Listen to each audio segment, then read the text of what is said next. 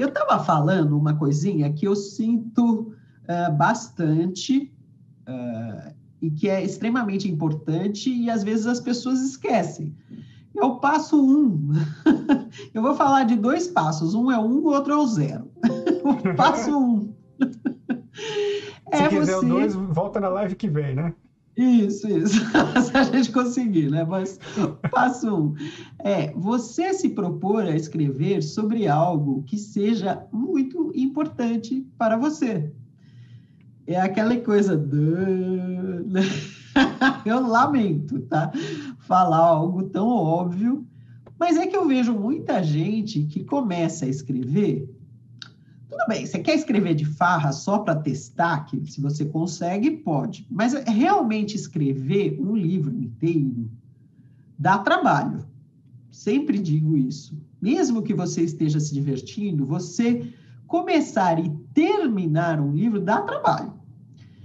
Então, é super interessante que você escolha um tema. É o tema lá dentro, tá, gente? Não é nem o gênero literário e nem, de repente, o segmento, se for de não ficção, né? É a questão no cerne da sua obra. Se for de não ficção, é a questão que você quer ajudar as pessoas, quer resolver. Se for ficção, é aquilo que você quer, de alguma forma, comentar. Vou dar um exemplo, que exemplo sempre funciona melhor, né? Então, digamos que você, sei lá, passou por uma etapa difícil da sua vida, então você quer falar sobre separação. Separação quando você tem, sei lá, mais de 40 anos. Então, você teve um relacionamento profundo, um casamento, e aí você se separa. Você quer falar disso. Isso é um bom tema, mas que você realmente queira falar dele. Porque vai dar trabalho. Você vai ter, se você for colocar isso na sua ficção, aí você pode contar uma história sobre separação, ou você pode fazer com que um dos seus personagens tenha se separado, ou você pode fazer com que 2 personagens estejam iniciando um novo relacionamento depois de terem se separado. Sei lá, você pode abordar isso de formas diferentes, né? Na não ficção, você pode comentar como é difícil você se recuperar numa separação e tal. Mas que seja um tema importante para você. Não fale algo que seja tanto faz. E não comece a escrever uma história que não tenha um tema forte para você. Escrever por escrever, só porque você consegue, só porque você viu um filme e quer transformar em livro, só porque você está reagindo a alguma coisa que você viu, que falaram, é ruim. É melhor você ter uma vontade forte. Está fazendo sentido, crianças? Digam aí o que vocês acham. Veja lá, o mundo da escrita perguntando qual a melhor maneira de conseguir inspiração. Exatamente isso que eu estou dizendo, o mundo da escrita. Algo que seja extremamente importante para você. Não vá fazer uma ideia qualquer. Não vá fazer uma coisa qualquer. Algo que você sente, puxa, o mundo ficará melhor depois que alguém ler essa história ou alguém ler esse livro aqui que eu estou ensinando a ajudar a resolver isso e aquilo. Tá certo? Então, isso, assim, é claro que às vezes a gente não consegue abordar toda a importância de uma questão, às vezes a questão é maior que a gente, às vezes a gente nem sabe bem tudo o que dizer, mas é legal que esse impulso para escrever seja essa questão importante, tá? Que ela venha daqui de dentro mesmo, e não só aqui uma ideia que passou pela sua cabeça.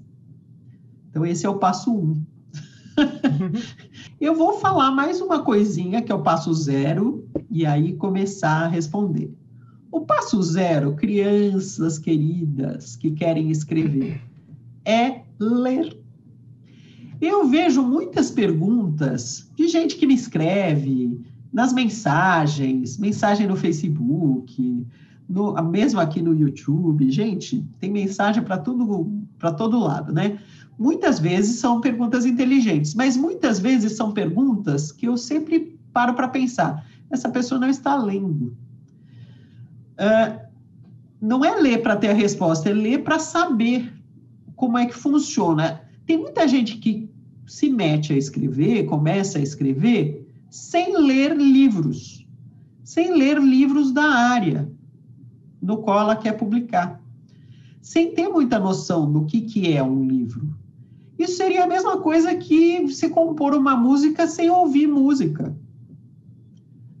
Isso é a mesma coisa que, sei lá, você querer começar uma banda e você não sabe qual estilo de música vocês vão praticar porque você não ouve música. Isso é a falta de repertório. Se você não tem repertório, você não tem condição de avaliar se o que você está fazendo tem qualidade ou não tem, se tem futuro ou não tem. Você precisa sempre, né, buscar repertório, buscar outras coisas, outras influências, para que você consiga avaliar se você está chegando naquele nível de qualidade mínimo que aquele gênero já tem. Né? Você só consegue ultrapassar aquele nível mínimo quando você tem o repertório suficiente para falar, olha, a partir daqui eu consigo fazer melhor do que isso. Às vezes não é nem qualidade, sabe, Sidney? Às vezes é, por exemplo, essa questão que eu vivo dizendo de diferencial. Para você saber no que a sua obra tem de diferente das outras, você precisa ler as outras, para saber comparar, né? Tem gente que pergunta, quais são os clichês do gênero? Você nunca poderia fazer essa pergunta, você teria que saber. Se você não sabe quais são os clichês do gênero que você pretende praticar, está faltando leitura. Você precisa ler e você fazer uma lista dos clichês. Pois é, exatamente isso, Laura. Se você não sabe quais são os clichês, é porque você não tem repertório. Não tá bom. Você não né? Se, por exemplo, isso é para qualquer área, tá, gente? Eu não quero ser ofensiva, eu só quero convidar as pessoas a lerem mais. E quero lembrar que, vejam vocês, um livro, se você compra um livro novo, ele, na pior das hipóteses, custa, sei lá, uns R$80. Na pior das hipóteses, vira e mexe, ele está mais barato, né? E se for um livro clássico, um livro que já saiu há algum tempo, você consegue comprar usado por R$20, R$15. Note que R$80, um livro novo que você compre agora que foi lançado, é mais barato do que qualquer curso que você compre pela internet. E se você lê aquele livro, você vai ter a aula daquele autor, aquele autor te mostrando como é que se escreve sobre aquele assunto. Considere o livro uma aula. Considere. Em vez de dizer o livro é caro, eu digo o livro é barato pra caramba. O livro é uma aula barata.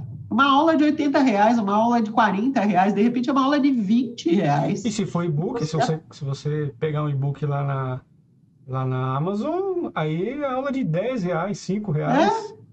E de repente você aprende essas coisas. Você fica perguntando, qual tamanho precisa ter na obra? Está lá dado na aula. Meu personagem pode falar em terceira pessoa? Está lá. Você tem a aula, né? Eu posso fazer meu personagem desaparecer e voltar só no fim? Leia. Entendeu? Os livros são ótimos professores. Não só do conteúdo em si, mas também da forma, como você pode fazer, e como você pode fazer de forma interessante. Outros autores que resolveram bem aqueles problemas, são os professores da prática. Eles te entregam por um preço baixo a demonstração de como fazer. Uhum. Tá, gente? Vejam, eles são até melhores do que ficar ouvindo eu falar aqui. Desliguem aqui e vão comprar um livro. E a minha indicação é sempre compre um livro por prazer, tá? Não vá ler, é obrigatório. Compre um livro por prazer. Você está escrevendo não ficção? Compre um livro de não ficção que interesse a você, sobre um assunto sobre o qual você queira aprender. Se você está escrevendo ficção, compre da área que você quer praticar, mas uma obra que te interesse pelo texto de contracapa, pela capa, pela sinopse. Depois pare para analisar tudo aquilo. Tá? Leia primeiro por prazer, depois volta e diz, puxa, eu gostei desse personagem, deixa eu ver como é que ele foi trabalhado. num livro de não ficção. Puxa, eu gostei da explicação desse fulano, deixa eu ver como foi que ele fez. Ele deu exemplo? Ele pôs tabela? Ele fez comparação? Como é que ele fez? Você destrincha como é que aquela pessoa que agradou a você fez. É uma aula.